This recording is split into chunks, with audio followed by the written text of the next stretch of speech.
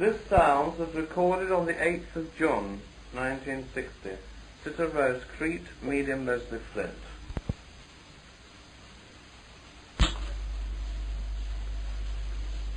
Communicator, Dr. Charles Marshall. Why should you think there's anything the matter? What do you think, what? Why should you think anything is the matter? Well, light coming from underneath, light coming from the, what do you call it, tape recorder. I thought perhaps you might find it difficult, that's why. Oh, light everywhere. Yes. Can you see it, Doctor? No. You can't? Doesn't worry me. It only worries you. It doesn't worry you at all? Not the slightest effect. I can't yet understand where your voice is coming from. What do you mean, where's it coming from? I don't know. In what way don't you know? How do you mean? Are you right in this room, or are you ejecting your voice from somewhere and it's sounding here? We are in the room, inasmuch that we are conscious of the room and we're conscious of your presence. Oh. But to us, the room is purely something which is registered inasmuch that it's consciousness of yourself. But to me, the room is non-existence as such. I'm conscious of it being a room and being in a room, chiefly through the conditions emanating from yourselves. Oh. I don't quite know how to explain this. Can I put it like this, that we are conscious of thought from your world, and the thought force from your world makes us in consequence conscious of you and your world and what it contains. In other words, we can enter into a more physical aspect of your life through you, or through your thought force. To you, if a room exists as it does, then we are conscious of the room as such. But actually, we ourselves are not conversant, as it were, in the same sense as you are with your surroundings. No. It's chiefly through your thought that we're conscious of these things. To us, they are, in a sense, non-existent. Can't you see Because it? the simple reason that we are thinking and we are vibrating on a different plane or different wavelength, and that which is solid to you is no longer solid to us, but we are conscious of its solidity and reality through your minds. We know it is there, and for you a reality. To us it is only a reality through your thought force. Can you see the objects in any room that you may be having Once we enter into your condition and register in harmony mentally with you, we are conscious of the things around you. Are you standing around here? I suppose you could say we're standing, and yet we may not be conscious of having our feet on what you call your floor, but we're conscious of it through your self, and of course the medium in particular. But the room itself, which is solid and real to you, is not necessarily so to us. If we could come down onto your vibration and be in complete accord with it, then I suppose it would take on the solidity. But since we cannot fully enter into your life or fully enter into your condition, it's never really solid to us. But we are conscious of it. I'm afraid that doesn't really perhaps fully explain or answer, but it's the only way I can think at the moment. I wish I could picture you at this moment. Well, I don't know that you... I don't see any reason why you shouldn't. Probably you can picturize me pretty well. As a matter of fact, sometimes I think you do.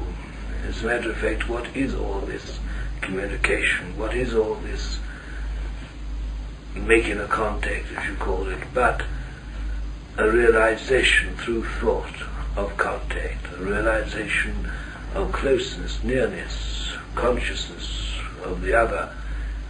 After all said and done, we are very real in our own condition of life. We are solid, and we have a solidity which is far greater even than yours.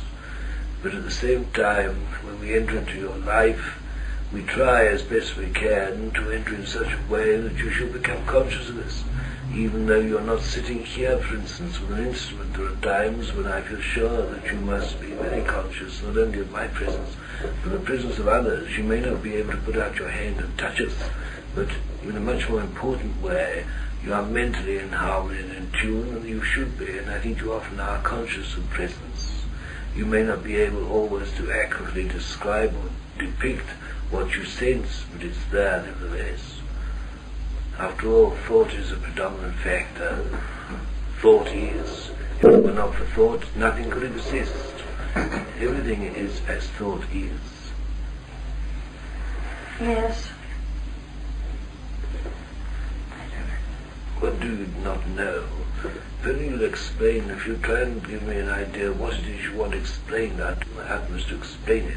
That's all right, Doctor dear. I'll take it all in when I take. But I thought it was pretty obvious. I mean, you know, everyone knows probably now in your world that nothing is really solid, it's only an illusion. After all said and done, it's the atmospheric condition, it's what is in the atmosphere, it is what is possible through the condition of life itself. Nothing is solid, it's all the time vibrating, it's clinging together, it's holding together, giving an appearance of solidity, but even that which seems most solid is alive, it's vibrating, it's Well, in that case, on your side, for instance, you say you're very solid there, but on your sphere of life, there is vibration all the time. It's not solid at all. You imagine it's solid, just the same as we do on the earth. Of course, exactly. But as we vibrate in harmony with it, so are we solid with it. But as soon as we start to move onto a higher plane of thought, we cease to exist with that which was once common and familiar and enter into a newer and a higher vibration which becomes solid and real to us. We create, as I think many a person must have tried to explain to you, Yes. we create our own condition.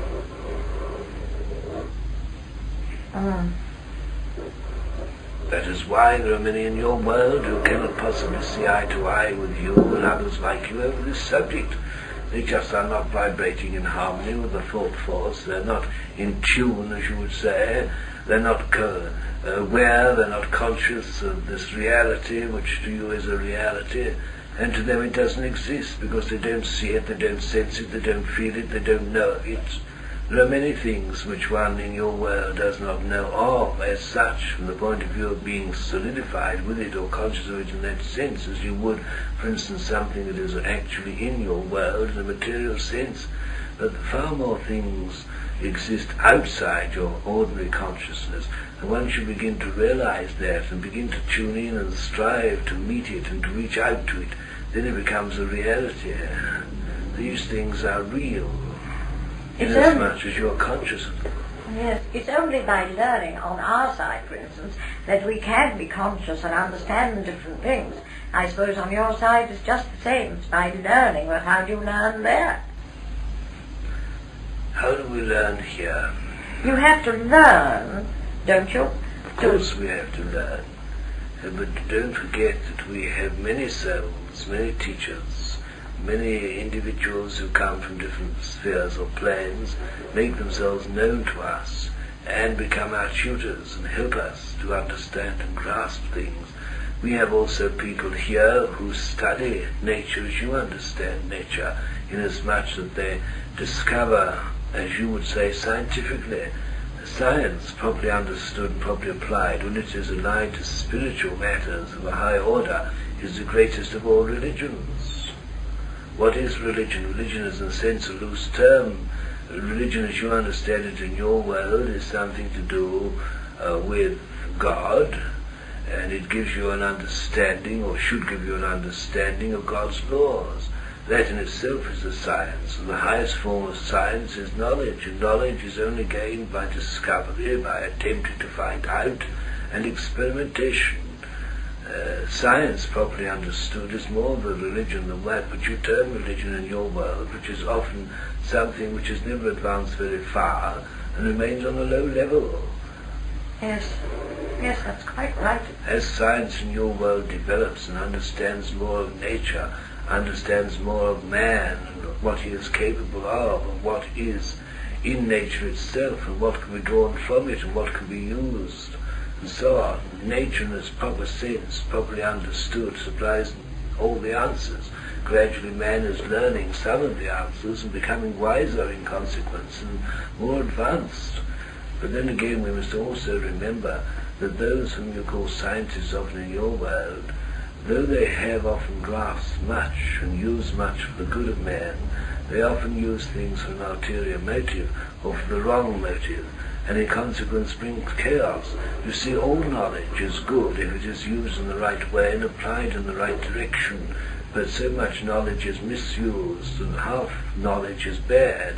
And of course in experimentation too, there's bound to be those who discover so much and still don't know the rest of the answer, and in consequence their little knowledge sometimes is dangerous, as you do have experience in your world of circumstances where science has discovered certain things, but to find out its effect they experiment, and sometimes the effect is dreadful. Yes. The whole point is that we are all, and that is to me the logical answer to life, that we are all on different stratas of being. We are all seeking, we are all in a sense experimenting with ourselves. We're experimenting every second of time, inasmuch that we're trying to learn to find out more of God's purpose, what God is, or what He is in Himself. And in fact there are so many unanswerable questions that even we are still just trying to discover the answers. I wonder if there is a certain given time for discoveries of certain things. I wonder if it is a gradual process and one cannot go any further until the time comes for them to go further. I don't think that is quite so. I think there's some logic in that, but of course we do get down to the basis that man can assimilate so much, whereas some can assimilate more than another because they are more progressed, or perhaps in this case because we know that they've had previous incarnations and that they have discarded much and learned more. In other words, I think that some who discover things which are of benefit and of which are of import to humanity, these are not new souls. Invariably they are old souls who are continuing from a previous existence and also carrying back too from their world of spirit knowledge which they've acquired and which they are anxious to put into practice and find out for themselves how much can be used successfully for the good of man. Nearly all the great ones who've lived in your life have all been old souls. They haven't suddenly become tremendous beings. They have become, over generations of time and many lives in many different conditions, come about to a high degree and in consequence have been able to leave behind great benefit to man. But we must remember, and I think it's vital to realize, that all advancement is of a mental nature. I'm not suggesting that the mental, spiritual progression and attainment isn't something that must be put into a practical sense. It must, because you see, all things are logic. We have to get down to logic in all things, even this world of spirit, which to some people is either non-existent, or if it does exist is something that is very much of a biblical nature because of the readings they've had of the Bible over generations of time, and they forget that these readings are merely the mentality of very often people who were, even for their own day, not very advanced. The whole point is that though one may, by mental achievement and mental attainment, achieve a great deal of progression, it's still got to be a practical thing. It's not something that is purely of the mind, nothing more, nothing less. It is something which is logical, that has a logical basis. And when you have a logical basis, we are getting down to something that is tangible and something that is real. This is not something purely of the mind with no substance. True progression is full of substance, and it is a substance that gives it you might say, life and shape and form. After all, that is exactly what happens with us. We mentally and spiritually progress, but as we mentally and spiritually progress, so we take on form and shape, and everything around and about us has its being and its reality, and it's in one harmony with us and we with it, and in consequence we exist and we live. We are, to a great extent, the product of our thought. We might say no more, no less. And according to man's spiritual achievement and advancement, according to the progression he's made, so he finds for himself certain conditions of life, certain different types of architecture, if you like, or different types of music. Music changes and varies according to the plane upon which you may be, the same as the architecture. In fact, as you might say in your word, in another comparison, so you find that in each generation you have changes according to man's predominant thought. And if the age is a good age, where the age is one of spiritual awareness or consciousness, you have greatness in music, you have greatness in architecture, you have greatness in art in all its various forms. In fact, you have greatness in life itself. But of course you do get variation, you do get change, and that is a good thing. Nothing must ever be static. There can be no life where a thing is static, where life is static. In fact, one would cease to have any being or existence at all. Life is constant change. One's body changes day in and day out. There are changes, subtle changes taking place, until death itself, which is the greatest change, when you find then that you discover that you are more than body, that you are something which is invincible, something that cannot be killed, something which is the very life essence itself, but you still discover that you have another body. In other words, you create by thought, unconsciously almost, if you like, but it's there just the same, that when you think, then you realize that you are force, that you are power, and you shape, and you are consciously or unconsciously almost, if you like, building shape, you're building form. You're building something which is to some extent solid and real, but it passes through stages. Nothing is static. It's really a combination of thought, isn't it? It's not a single thought, for instance, from one particular person. Oh no, thought is something which is fluidic. It's not something which is common to one person. No. You see, all life, after all said and done, every individual is a product of other people's minds. Yes. Minds of one's parents, and minds of one's grandparents. That's where it says about even the sins of the fathers fall upon the children, which sounds to some people illogical and unfair and unjust.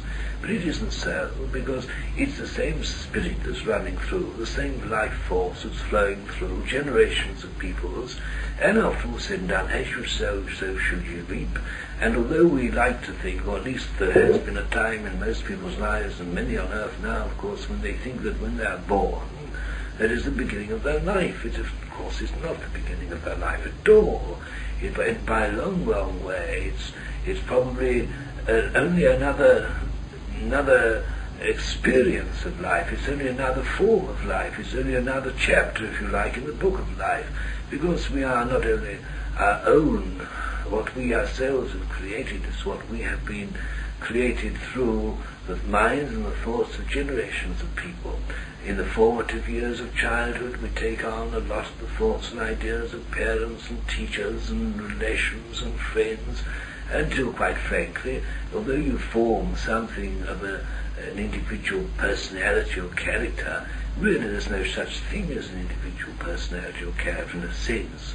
There is something that you accept to be a personality, there's something that you accept to be a character, there's something that you accept, if you like, as Mrs. Treat or Mr. Brown or Mrs. So-and-so, but the point is that that individual is a product of innumerable thoughts, thoughts of others, thoughts that we have ourselves brought into being. We are the product of life, and life is not something that is individual, it is a collective thing. And that is the thing that exists beyond death. And although we have shape and form, and we have our own, to some extent, personality, we are still only, you might say, conscious because of other people's consciousness. We are all part of a tremendous whole. And when one suffers, so does another, in some shape or form. And so when we make mistakes, so do we by our mistake affect others, and they affect in consequence others. It is like something that can go on and on, which has no beginning and no end. It is a development, and it is the tremendous realization that one must have eventually of how we are all linked and bound together, and how actually the very fundamental thing that flows from us, through us all, is the very essence which is of God. And so we gradually evolve more and more to God, or become like Him. I do not refer to shape or form. I refer now to the infinite Spirit, Yes. which is the very life blood, you might say, of all humanity, where we lose in each other ourselves and discover that we are all in a oneness and an accord. And when we have this oneness and accord, we reach a stage of spiritual development where we can be considered to be living in the form, if you like, of paradise, because we are conscious of everything around and about us as being not only us, but all. We lose so much and gain much more in consequence. And when we, as you've often been told, that when we do develop, when we do grow beyond the static, because there is a form of static on earth in particular with many people, although actually in a sense we're not static, there is a form or appearance of being static. For instance, you get people say, oh, I don't know, I shall never change, I'm much the same now as I was so years ago, I should never do anything now, I'm too old, or my mind is too sort of set in my ways and so on, which is really in a sense not true. It's because you think wrongly. You think of yourself as from birth to grave. Even people who understand this truth, even yourself to some extent, which is all very human and natural, think like that. You think in regard to music, particularly, which is of course most important to you. You sit at the piano and you play a few bars and you feel annoyed and irritated. You say, oh, I should never play after. Not now, I've finished, I might have done 30 years ago, if, and so on and so on, and you get discontented. But actually it's a fallacy, because in your spirit, as I think Frederick's told you and others may have told you, there is that realization that you are one with music. And when we talk about music, as Frederick will tell you much better than I can, we're talking about something which is of the mind and of the spirit, which is of harmony, which combines all the forces that are good. It is something which is put into a realistic sense. Yes. It becomes something which is tangible. Music is a very tangible thing. Not as to some people, it doesn't mean anything. When a person says to you, I don't like music, or I don't understand music, there's something radically wrong. I think you can say there that you've got someone who is obviously either a new soul or someone who has not progressed at all. In fact, the person who does not appreciate good music, who doesn't enter into the beauty and the harmony and the loveliness of it, doesn't realize and doesn't feel that it touches them in any way, there you have obviously someone who is very unprogressed. Yes.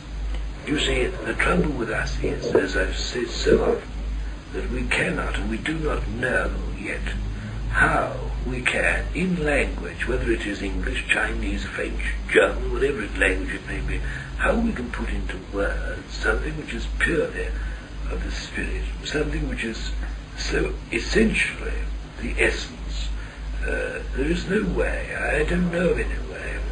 We try desperately in words to form ideas. That's what it really amounts to. We try to implant in one's mind thought, but there are no words really that can really successfully do this.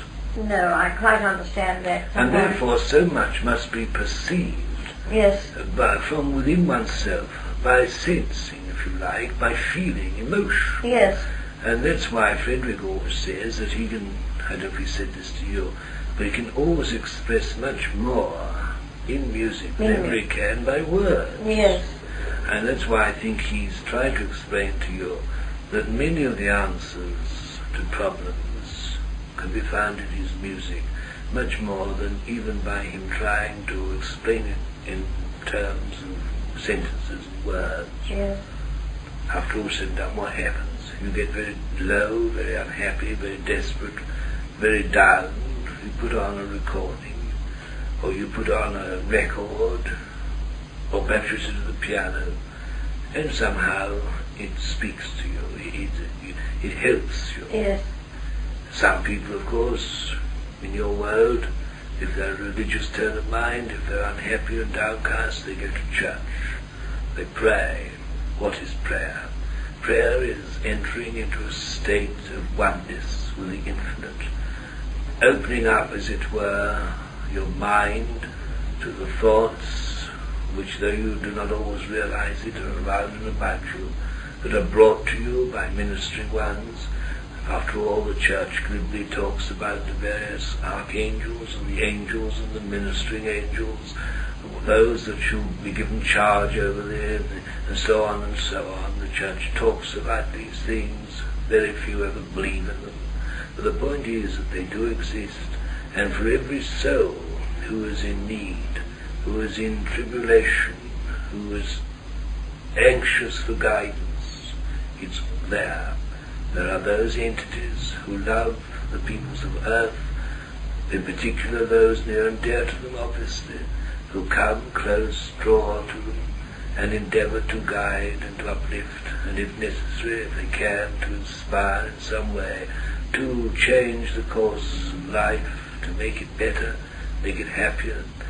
We can't always do the things we'd like to do in a material sense. It's not given for us to do that. Perhaps it isn't even wise that we should be so alive, but the point is that those who understand, as you understand, are in the fortunate position that they can receive inspiration, they can receive that comfort that can come and does come so often from us.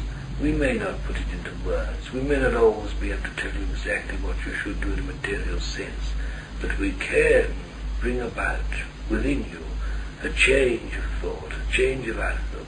We can take away the heaviness, we can bring a lightness and a realization that all is well eventually. It may not be for the moment, but the time will pass, changes will come, life goes on, and in the end all is swept away, and greater knowledge and greater wisdom and greater understanding is given. And as you mentally progress, as you mentally, as it were, tune in, as you become part of, more than you are, of the world of spirit, so you find a greater peace and a greater understanding, a greater solace. Nothing is lost. Often people look around and they feel that everything is against them. The world is going in the opposite direction to what they would wish it. Nothing seems tangible anymore, nothing seems worthwhile. All these feelings and emotions, which quite rightly and understandably people do feel, in a sense shows that because they feel like that they are progressing, that they are, as it were, calling out for help, calling out for understanding, calling out for some one to give them some comfort and realization. Nothing is lost. We don't feel despondent. It is true, there are odd times when we feel a little despondent, but we take that from you. It's not something of ourselves. We take it from the people in your world who are feeling as they do. We therefore, because we are one with them, feel as they do temporarily, but it passes. We know that the weight will be lifted. We know that the light will shine and the darkness will disappear. You see, all life is constant change. It's constant, gradual, as it were, becoming conscious of that which is more real, more perfect. The imperfect is lost and the perfect comes and takes its place. And life is full of perfections. Your world is full of imperfections, with a perfection here and a perfection there, or what seems so.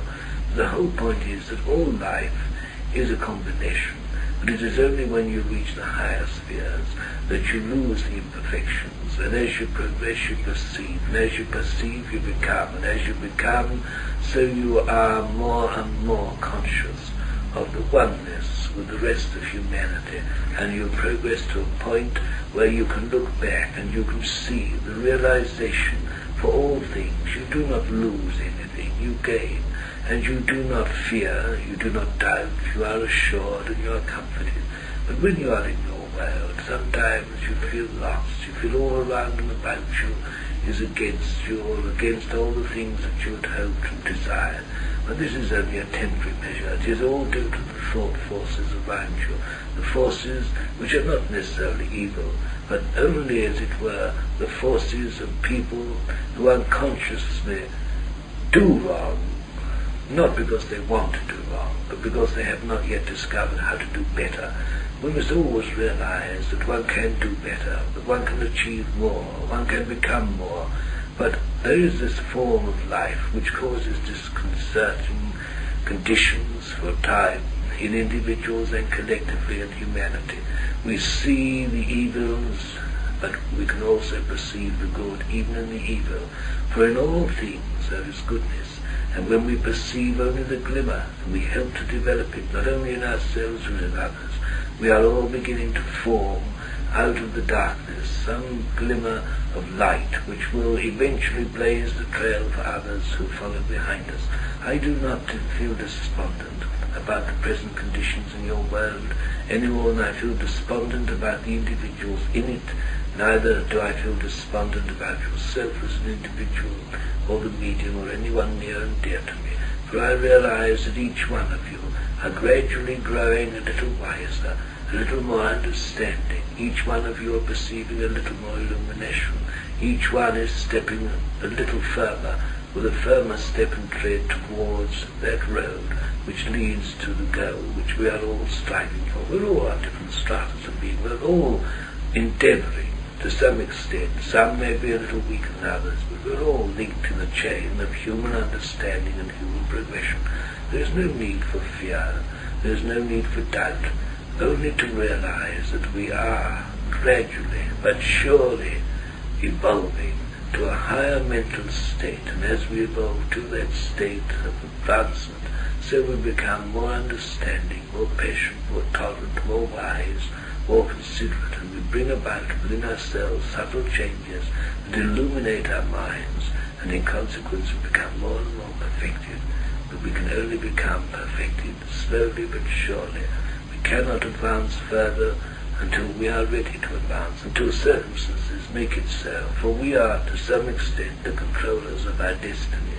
We may blame others, and to some extent we are what others have made us, but the point is that we have within ourselves a divine spark, which, given an opportunity, if we will but enable it to do so, will indeed become more than a spark. It will become a flame of living reality and power and force, which will be so dynamic that we can achieve greatness, not only for ourselves, but for others who are less fortunate and less advanced. I don't get despondent, and I don't want you to be despondent. There's great cause for rejoicing, Rose, where you are concerned, and many others near and dear to us. I am happy in what we are doing, I'm happy in what you are doing. These things will come to pass gradually but surely. Be patient with yourself, and be patient with those around and about you, for each one of you, to some extent, are making progression. I must go. Thank you, Dr. dear.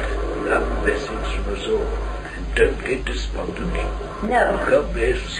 Bye-bye. Bless you. Bye-bye, Rosie. Bye-bye. Bye-bye, darling. What? Oh, I see, what a long speech, Mickey. yes, well, you deserve it. Bye-bye.